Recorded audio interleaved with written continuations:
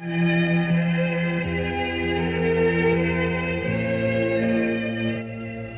usual way that the Christian tradition has presented its model of growth and transformation, which we have here in this column of our chart, is through the stages of prayer, infused recollection, prayer of quiet union, and full union.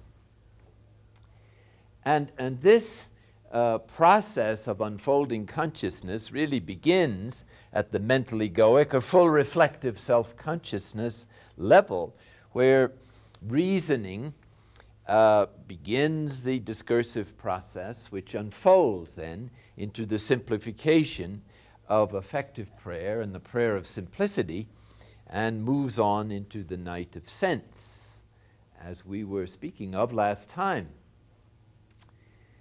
Now, this isn't the only way to present this doctrine. And perhaps a more comprehensive way, or an alternative way at least, is to present Christian transformation from the perspective of the Beatitudes. Now, the Beatitudes are the quintessence of the teaching of Jesus. They represent his idea of happiness, his worldview. And they are the fruit of his sacrifice and the outpouring of the Spirit whom he has given to us in the Pentecostal grace.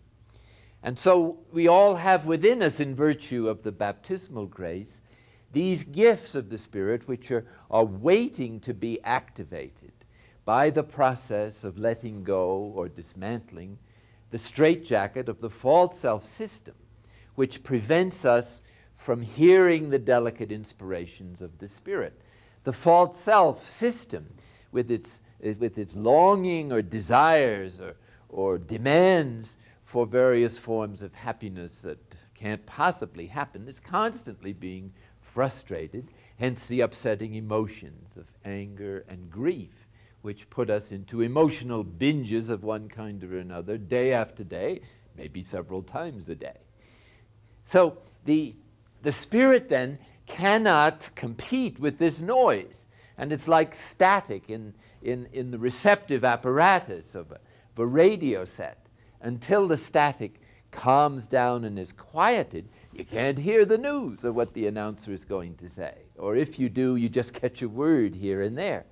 So as the static or the noise, the false self-system with its turmoil and emotional distress calms down and diminishes through contemplative prayer and the active practice of virtue, then little by little, the message of the gospel, or more exactly, the higher transmissions of the universe, begin to be heard with greater and increasing clarity. Now, the Beatitudes describe what happens through the healing of the Holy Spirit as he reaches out and touches with his healing each level of human consciousness through which we have passed.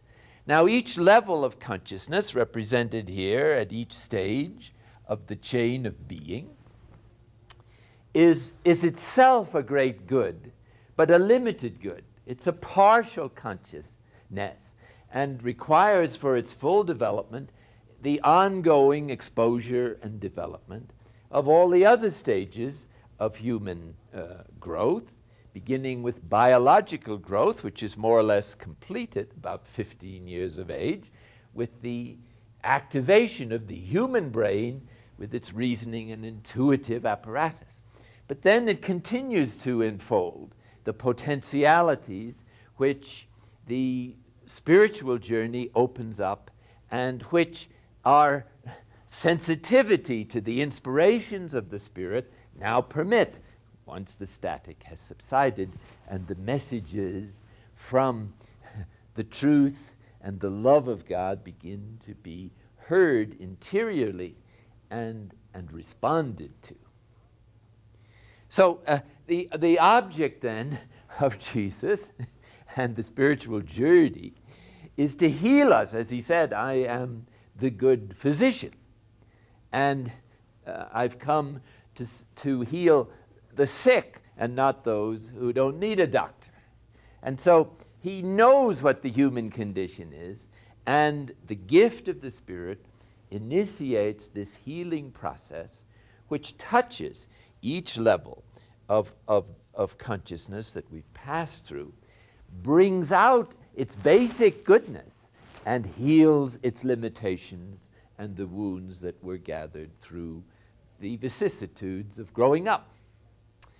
So let's look at how the Beatitudes address the human condition at each level, and what the traditional means of initiating that healing is, and how each Beatitude completes it by manifesting the happiness that is appropriate for that stage of human development once it has been healed from its limitations.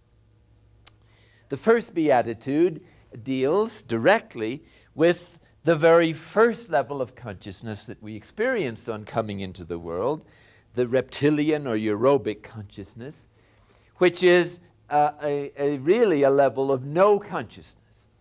And the chief interest, if you recall, of aerobic consciousness is food, matter, earth, shelter, and the prompt fulfillment of physical, emotional needs.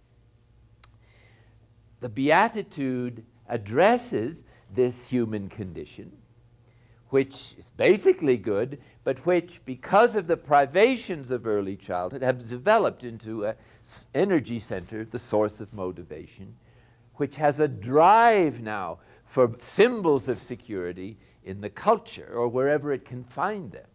Hence, it's a much more elaborate drive for security than the infant experienced because of the development of other powers, both emotional and rational, of human development.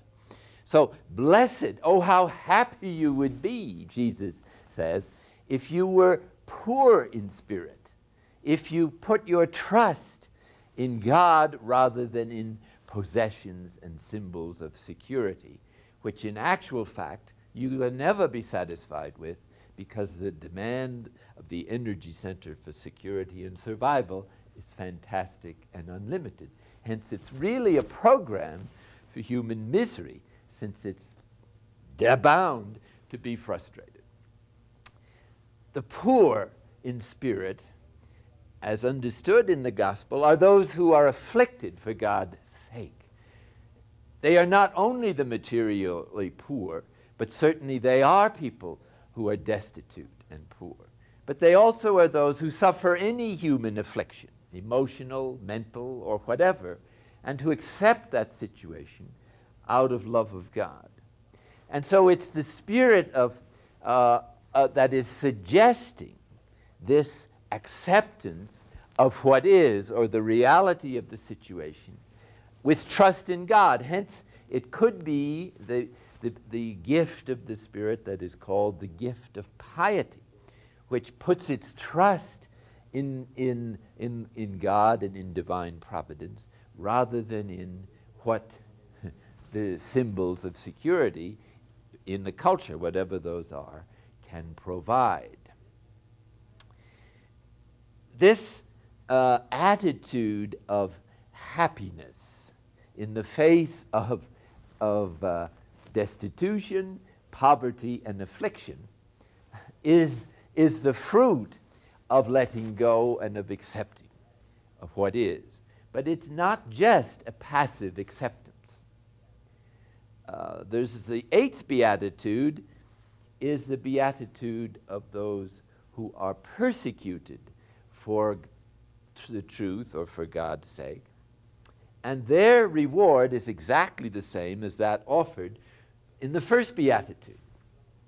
Namely, the kingdom will be yours. In other words, by accepting reality and events, one is free of the predetermined goals and demands and shoulds. And thus, if one has little or nothing, there isn't the struggle to let go of what one has. And thus, the poor, in a sense, have a special claim on the kingdom, because they literally don't have anything else, or if they have other possessions, they, through the grace of God, are willing to let them go if the needs of others or the will of God requires that of them. But as we saw, if the persecuted also enjoy the kingdom, then this alerts us to the fact that poverty of spirit is not simply a blind and passive acceptance of whatever happens. It also presupposes our willingness to do something about the situation, to correct it, if God should so inspire us.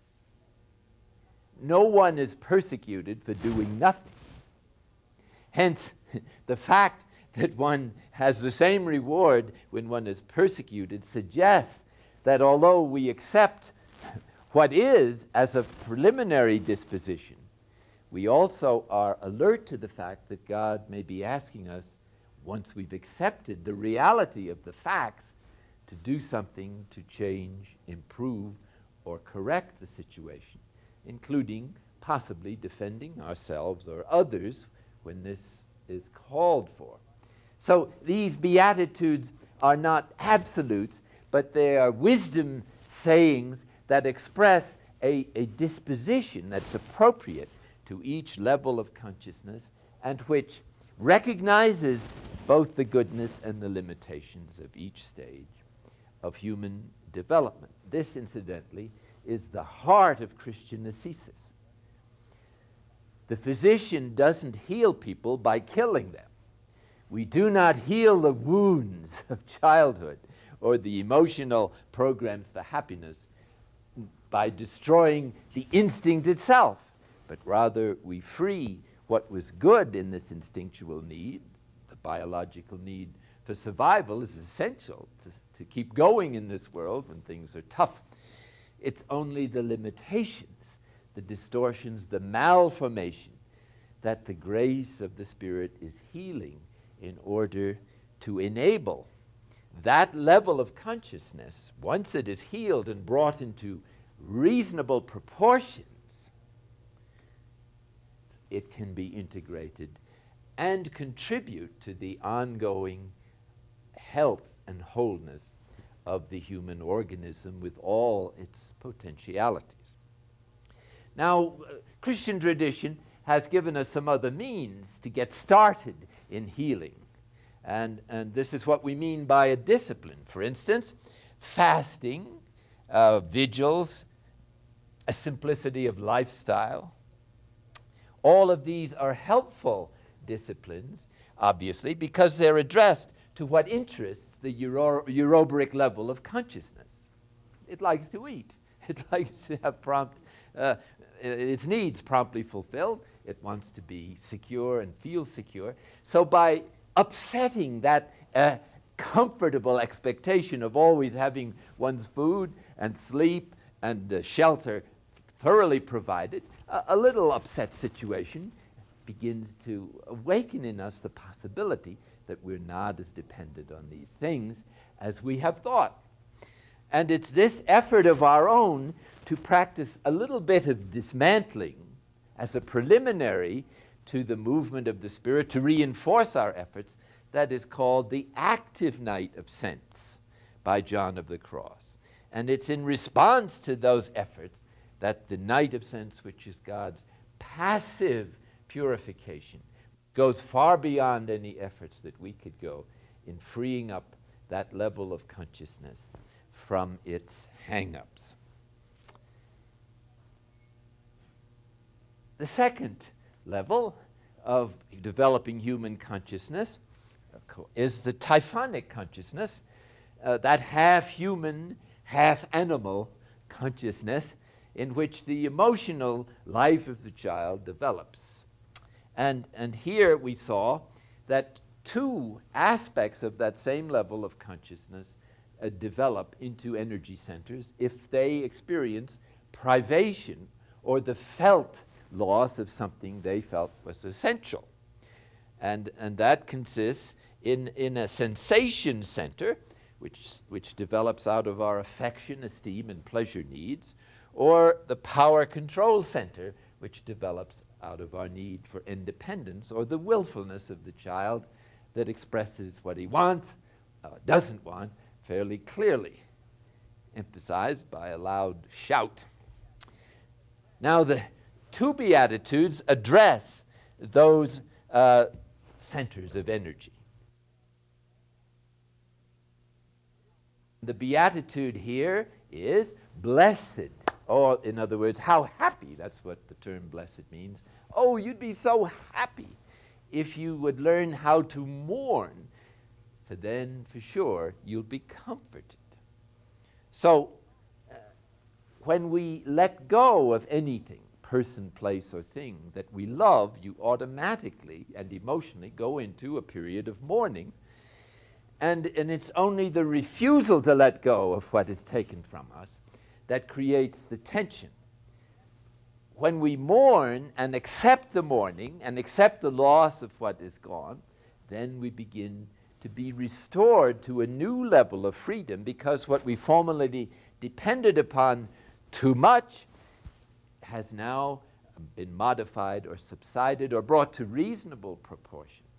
And we can enter into a new relationship with the things we had before, based on a new freedom that does not try to squeeze from pleasure a happiness that it is not created to give. That's the source of frustration, to demand from the legitimate pleasures of life an absolute happiness. This is idolatry. This is making this particular pleasure or experience an idol, something to substitute for the happiness that we are not experiencing from union with God. That's the human condition. Each one of these energy centers develops in the context of isolation and in a consciousness or an identity, a self-consciousness that is developing without the experience and reassurance of divine union. So each time we move to a new level of self-consciousness, we move to a new level of fear, dread, isolation, alienation that comes from the separate self sense. This is what the Spirit of God is trying to heal, along with the damage that developed because of our ways of coping with these impossible situations. Here again, tradition has a few classical ways of dealing with the pleasure center. One of these is the practice of celibacy, whether temporarily or permanently. Various forms of bodily restraint, work in the service of our community, manual labor in which one puts forth physical energy and thus develops a certain control over the bodily impulses. All of this is just the beginning of a feeble effort of ours to try to reduce our over-dependency on the goals of that particular level of desire or energy. Let's look now at the power control center, also developing in the Typhonic consciousness. And here, the Beatitude is, oh, how happy you would be if you don't want to have control over anybody, dominate situations, other people, and try to control your life and events, and even God if you could get away with it. So here the happiness consists of the freedom to be able to accept insults, injustice, without being blown away, and to get along with people who you don't like or whom your chemistry doesn't seem to agree too well, or who drive you up the wall.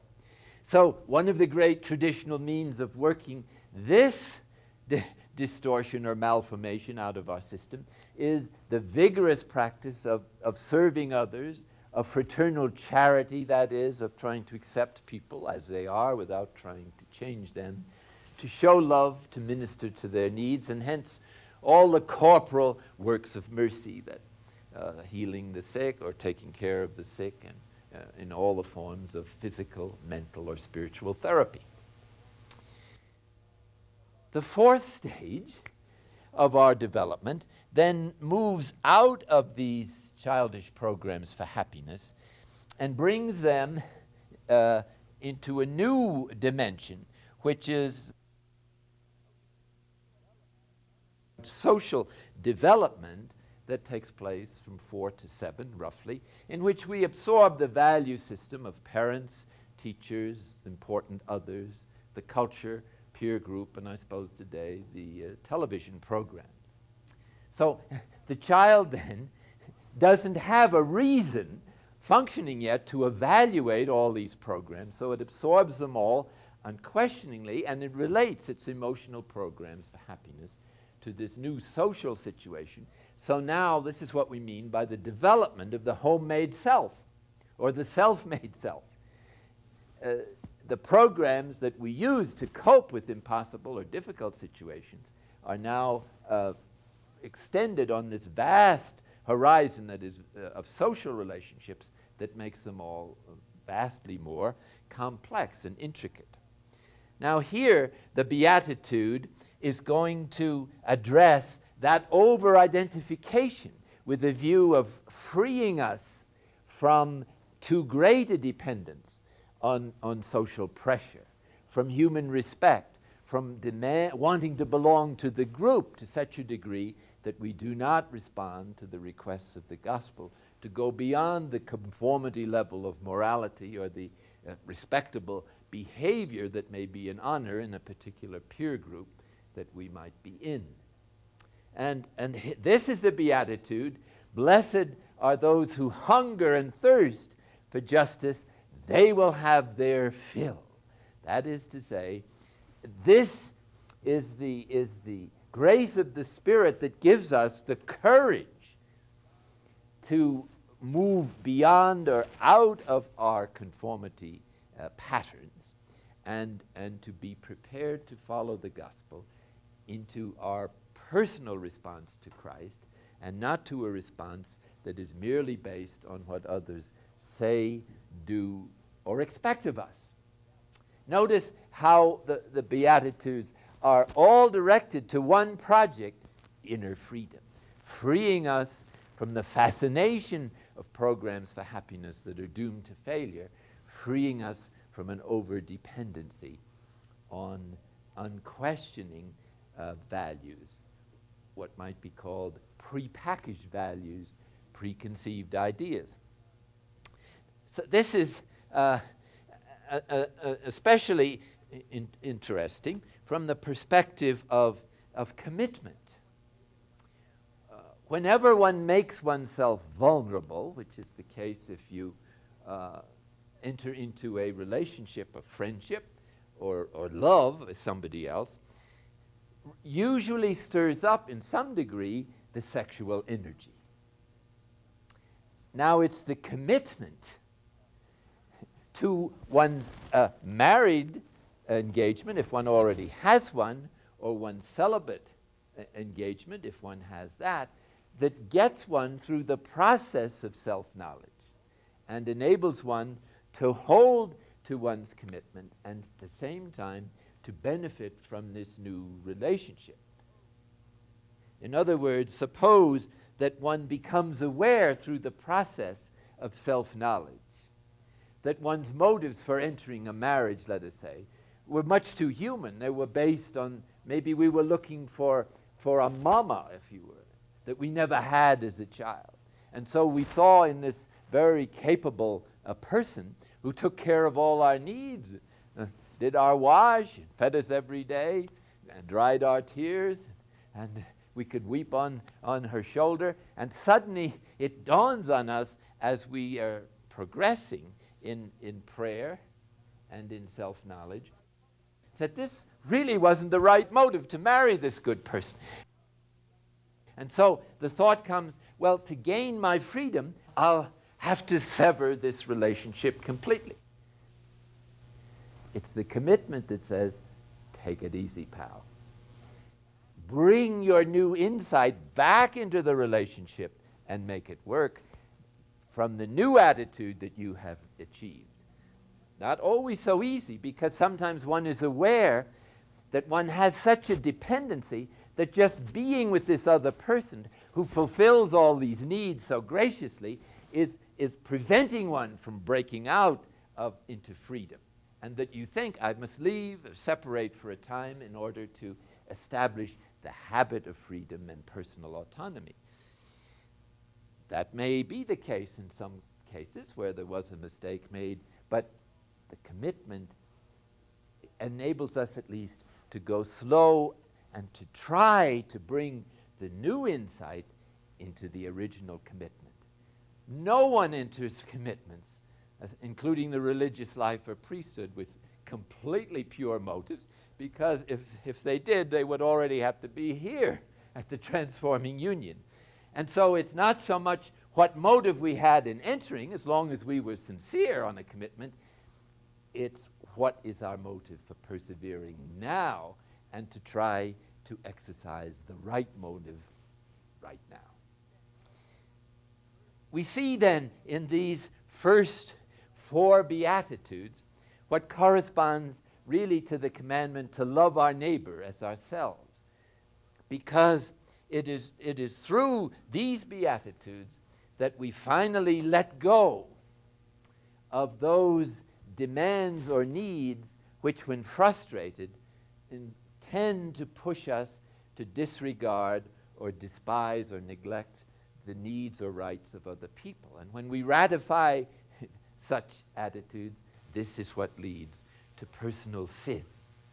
And so these first 4 Beatitudes are preparing us to graduate from our childish programs for happiness and our over-dependency on our early relationships, so that we may begin to hear the Word of God and the gospel addressing our hearts, and to respond now with the kind of freedom that will enable us to negotiate the higher levels of consciousness.